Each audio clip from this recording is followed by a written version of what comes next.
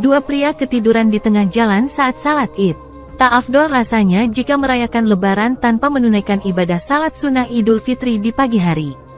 Karena itu, biasanya seseorang akan bangun lebih pagi untuk bersiap-siap salat lapangan atau masjid. Salat yang dilakukan sekitar pukul 6.30 ini membuat banyak orang harus menahan kantuk agar bisa beribadah. Apalagi jika sebelumnya begadang di malam takbiran. Seperti yang terlihat pada video yang diunggah akun Instagram @indoviral8.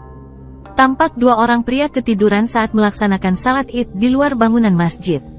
Keduanya sangat kompak tertidur di tengah keramaian orang yang baru saja selesai salat. Posisi tidurnya pun terlihat sama. Dengan posisi duduk sambil membungkukkan badan ke sajadah, keduanya tampak nyenyak. Mereka sampai tak sadar kalau salat Id sudah selesai dilaksanakan. Sementara itu, di sekelilingnya ramai jemaah masjid yang berlalu lalang sambil memperhatikan kedua pria itu. Dari sekian banyak orang yang lewat, namun tak ada yang membangunkannya.